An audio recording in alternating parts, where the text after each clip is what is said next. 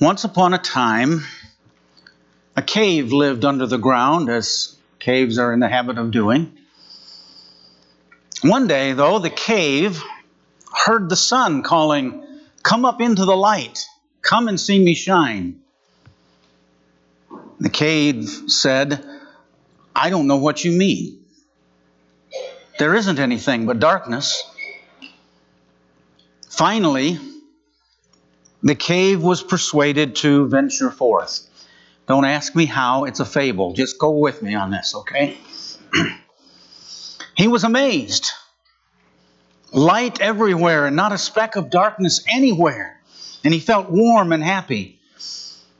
And since turnabout is fair play, the cave said to the sun, "Come with me and see my darkness." So the sun accepted the invitation.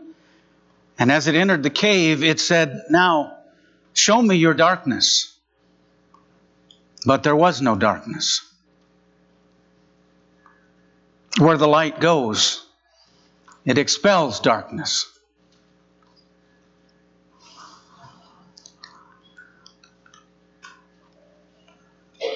Jesus said, "Ye are the light of the world. A city that is set on a hill cannot be hid. Neither do men light a candle and put it under a bushel, but on a candlestick, and it giveth light to all that are in the house. Let your light so shine before men, that they may see your good works and glorify your Father which is in heaven."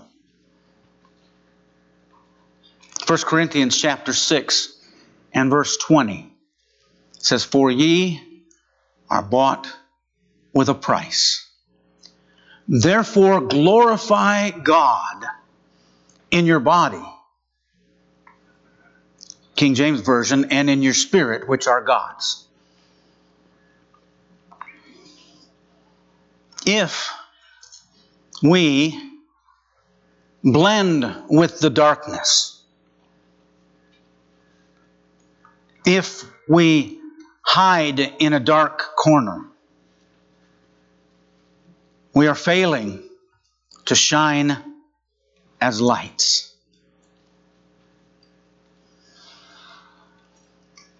Of all of the different applications we could make or understandings of the contrast that Jesus made there between light and darkness, we have to understand that He's saying light is different than darkness. And it cannot blend with the darkness. Someone said that perhaps the reason the church has so little influence on the world is because the world has so much influence on the church. Certainly is something for us to consider. I fear that's true in some areas, and I fear that that is true in the area that we want to talk about today. We want to talk about the issue of modest dress. It's summertime. And unfortunately, year after year, preachers find the need, see the need to preach about this. I want to say very carefully and gently, I'm not here to judge anyone's heart. I'm not here to say to anyone that they are trying to be provocative, that they have evil motives in the way that they dress. That's not my place to judge that, and I have great love and respect for everyone that is here. You know me well enough to know that this is not a hobby. I don't preach about this all the time, but certainly it is something that we need to be reminded of from time to time.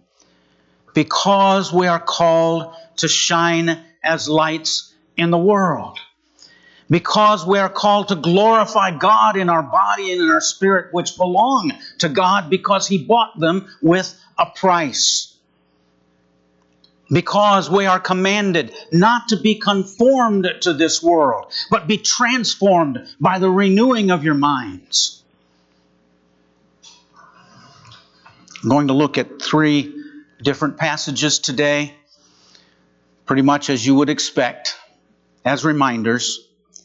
Titus chapter 2, verses 4 through 5, is the passage that says the older women are supposed to teach the younger women to be discreet, chaste, keepers at home. And it goes on to talk about other things there. But I want to talk about those two words, discreet. Discreet is the idea of being self-controlled, moderate in opinion and passion. To be discreet. And then to be chaste, innocent, modest, clean, pure. Older women, you're supposed to be teaching this to the younger women, both by your example and by your words. And we need to be careful because many fashions of the world are not in an effort to be chaste, but to be chaste. You know the difference, right? It's the difference between wanting to be pure and wanting to be pursued. Discreet and chaste. Secondly, let's look at 1 Timothy chapter 2 and verse 9. In like manner also that women adorn themselves in modest apparel, with shamefacedness and sobriety, not with broided hair or gold or pearls or costly array, but as becometh or is suitable for women professing godliness with good works. The word modest there is referring to clothing. It can have a reference to other things. The word is actually used, that word modest, is actually used to describe elders just a few verses later in 1 Timothy 3 and verse 2. But here, it's an adjective describing their apparel. And the word clothing is there, apparel. Modest apparel.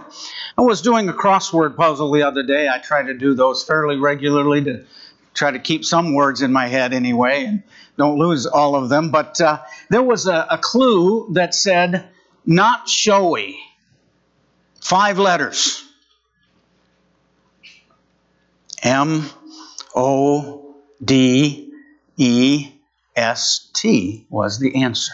Not showy. That's what this word actually means. It is the idea of being orderly, appropriate. The ESV says respectable. Sorry, 6 letters.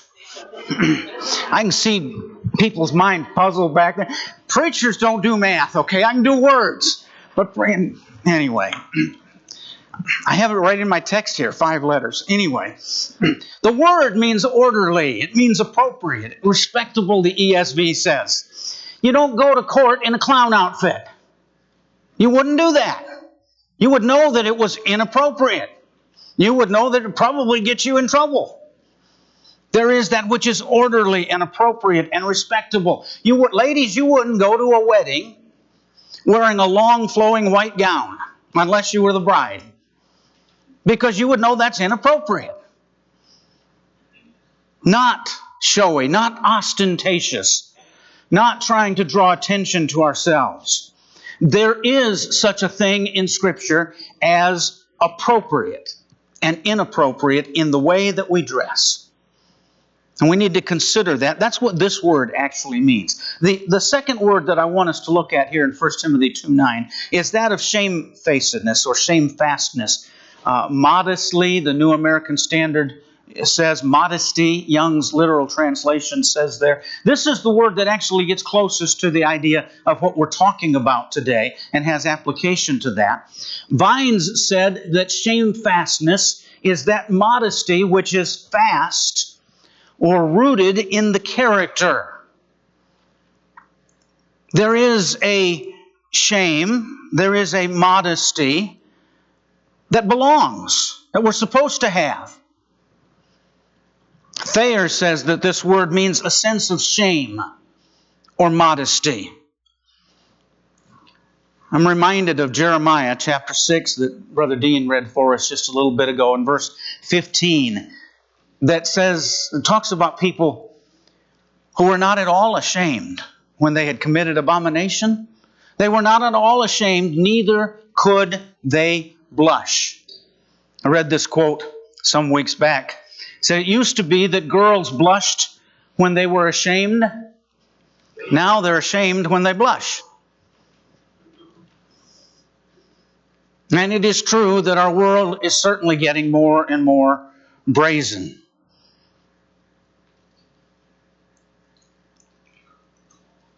So I would ask this question as we think about this. What is this shame that's talked about here? Ashamed of what? Well, I think there's a passage that deals specifically with this and helps us to understand and answer that question. Genesis chapters 2 and 3. At the end of Genesis 2, we see the first marriage. What a beautiful thing. The Lord God caused a deep sleep to fall upon Adam, and he slept, and he took one of his ribs and closed up instead the flesh thereof. And the rib which the Lord God took from the man made he a woman, and brought her unto the man. And Adam said, This is now bone of my bones and flesh of my flesh. She shall be called woman, for she was taken out of man. And God said, Therefore shall a man leave his father and mother and cleave to his wife, and they shall be one flesh. And the last verse of Genesis chapter 2 says, And the man and his wife, Adam and Eve, were both naked and were not ashamed. They were placed in a garden and allowed to eat from the fruit of every tree of the garden except for one, the tree of the knowledge of good and evil.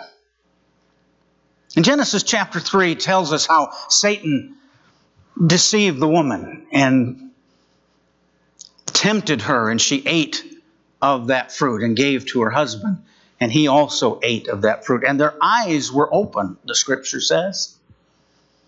And they saw that they were naked, and they were ashamed.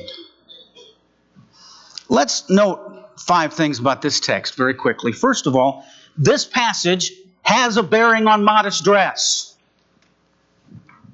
That's what it's about. Not totally. There's all kinds of themes here. But one of the things is they weren't ashamed of their nakedness until they became aware of sin, and then they were ashamed of their nakedness.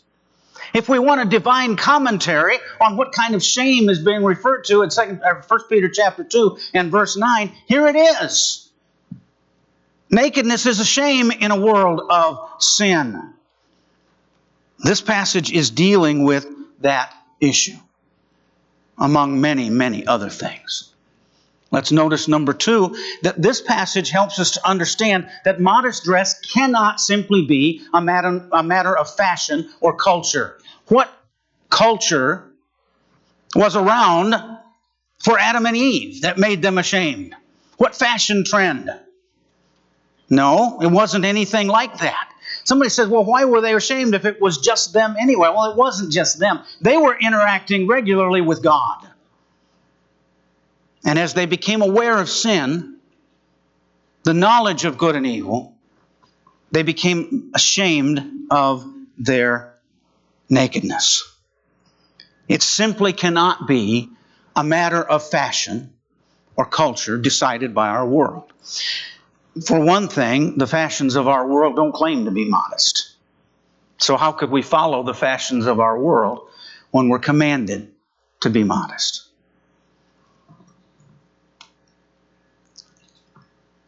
It is true that culture has something to do with this.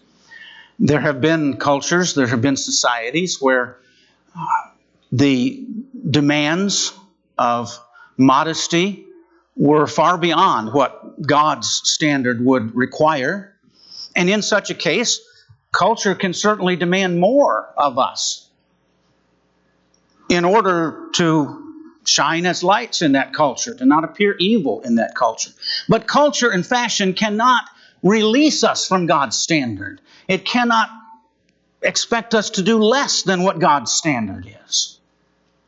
So, modesty is not solely a cultural thing. 1 John chapter 2 reminds us, love not the world, neither the things that are in the world. Romans chapter 12 and verse 2 we've already quoted, be not conformed to this world, but be transformed by the renewing of your mind. James chapter 4 and verse 4, know ye not that friendship with the world is enmity with God? Whosoever therefore is a friend of the world is the enemy of God.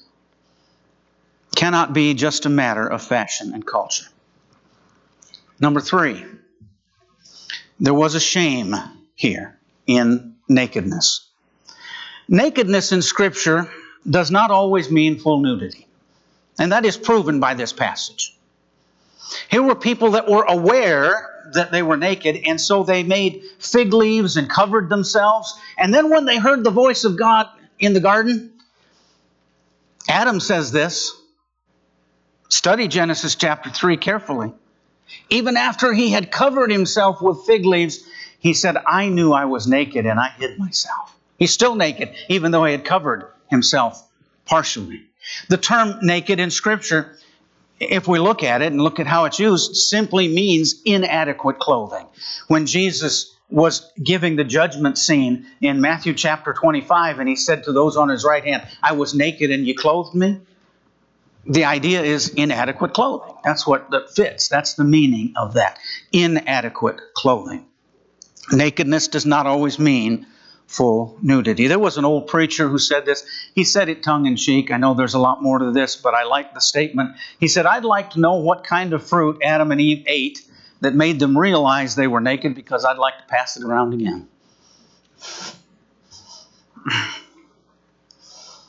Number 4. Modest dress is an issue for both men and women. I realize 1 Timothy chapter 2 and verse 9 is addressed to Christian women. But I also know that in this passage it was both Adam and Eve that were ashamed of their nakedness. It was both Adam and Eve who were clothed by God. We'll get to that when we get to point number 5. And both were clothed the same way by God. It's an issue for men and women, not just for women. And then, number 5, we have God's covering. God's provision here. In Genesis chapter 3,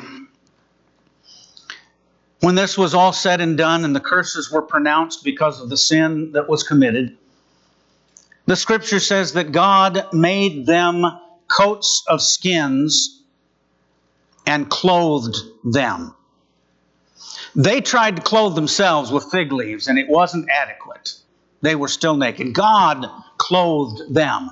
The word there is the Hebrew word kataneth or kataneth. It is clearly a garment that covered from the shoulder to the knee. That is a standard that Scripture has given us. Now, somebody's going to say, Rusty, we don't get our law from the Old Testament. All right, let's deal with that for a minute. You're right, and it would be wrong for us to get our law from the Old Testament. However, do we not look at Genesis chapter 19 and come away with the idea that God is against homosexuality?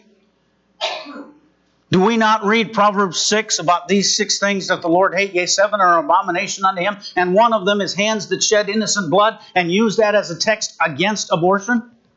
We're learning God's attitudes about things, even from the Old Testament. And God's attitude about this was that He clothed them with something that covered from the shoulder to the knee. Thomas Eves, he's passed on now, preacher in the Lord's church. This is his quote, in the Old Testament, a person was considered naked if his thighs were uncovered. This is a standard from God, not from me, about what to be ashamed of and what not to be ashamed of. You see, after God clothed them, they didn't have to be ashamed anymore. Certainly, God gives us a standard in this. So let's talk about the real, true shame as we close this lesson. The real, true shame would be is if we allow the God of this world to blind our minds in this matter. That would be a shame. If Christian minds and hearts have been influenced and at times even overrun by worldly trends, that's a shame. If Christian people lose their sense of shame and cannot blush, That's a shame. If parents teach children that being fashionable or being comfortable is more important than being acceptable in God's sight. 2 Corinthians chapter 5, verses 9 and 10 talks about we labor, that whether present or absent, he means in this body or out of this body, we may be accepted of Him. The most important thing that we can consider, being acceptable and accepted in that day by God Almighty. Nothing is more important than that. And it cannot be. We cannot be acceptable to Him if we fail to shine as lights in the world.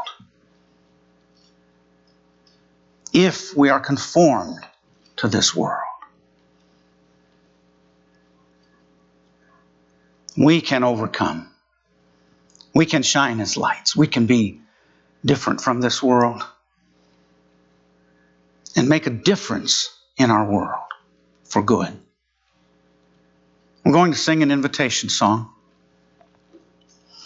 Hark, 'tis the shepherd's voice I hear, I believe.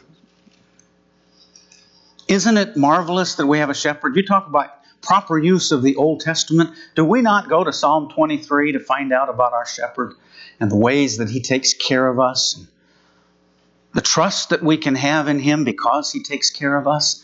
Hark, 'tis the shepherd's voice I hear. When God calls us, it's not a policeman seeking the criminal. It's a parent seeking the child. It's a shepherd seeking the lost sheep. God seeks us in love. God calls us in love. And God calls to you. If you are not yet His child, we become His children, through baptism. Galatians 3:27, ye are all the children of God by faith. 26, ye are all the children of God by faith in Christ Jesus. 27, for as many of you as have been baptized into Christ have put on Christ. If you believe in Jesus as the Son of God and are willing to turn away from your sins and confess your faith, today you should be baptized into Him to become His child, to respond to the voice of the shepherd. And all of us who are His sheep need to follow His leading, need to follow His voice, need to accept His standards. If you have a spiritual need that we can help you with, won't you come as we stand and sing?